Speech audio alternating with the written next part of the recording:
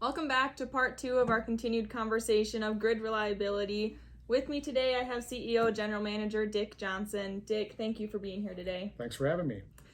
Before we get going, I do have a clip I would like to show you, and when we're done, I have a couple questions I would like to ask you. Let's go for it. We're on this trend, and we're sounding the alarm not just for this winter, but looking out over the next several years. Do we want to keep going down this path where it becomes more and more likely, or do we want to make sure we're making better decisions to mitigate that risk?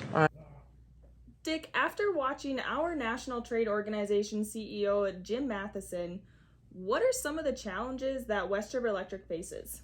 There's a lot of challenges, but I always look at challenges also provides opportunities. So we've got to look at both of those ways. Some of the challenges that I see, of course, is grid reliability, but what's threatening that?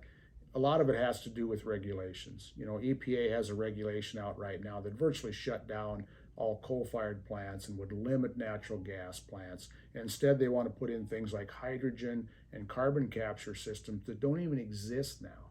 But that gives us an opportunity to sit down and visit with our legislators, to take some opportunities to educate not only our legislators and congressmen, but also educate our members on those types of challenges and what we're doing to try to meet those head on.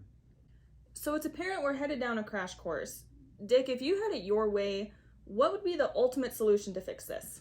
Well, I think there's really no big solution, but we have to have a diversified portfolio. I think I've mentioned that before. You know, we want a few renewables. We have to have those. Our members expect that, a certain number of our members. But one of the big things that I think is forgotten is nuclear. I'm a big proponent of nuclear energy. I think it's here. It's a clean, green type of generation. It's on all the time. It's always available. The only problem is it's very expensive to build. But the other thing is, I think the public overall has a perception that nuclear is bad. Well, it's not. It's been used for years, and it's one of the most dependable power sources ever. So I don't think we play enough about that. And people have to remember that, you know, the co-ops for years have been good stewards of the environment. We're rural folks. Our rural people are all good stewards of the environment. So we really feel that those types of things like nuclear and some of that need to be as a part of our diversified portfolio. I noticed you didn't mention batteries. What about batteries? Well, for a good reason I didn't mention them. They're very, very expensive, for one thing. They're also another intermittent source. I mean, after a while they run down. That's just the way it is. And when I look at it is, you know, we're doing a battery project actually here at West River right now with a grant that we received. It's been 4 years in the making to try to get that up and running, just because the technology is not there. And it's another intermittent resource that if we have a long-term outage, it's not going to be enough to keep us going. We need that always available power, such as coal, natural gas, nuclear, something like that. All right, Dick, before we move on, let's just talk about the elephant in the room. Does this have anything to do with the upcoming rate adjustment that we're going through? Well, I'd love to blame it on that, but this one is not.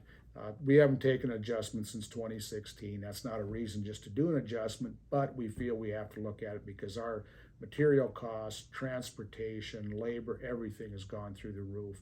And we've tried to get by for several years, and we finally had to bite the bullet and take a small rate adjustment to our members. All right, Dick, thank you for being here today. I appreciate your time. Thank you for listening. What we heard from CEO Dick Johnson is they're going to keep advocating for you, the member, at the national level while incorporating reliability and keeping it affordable. Until next time, stay safe.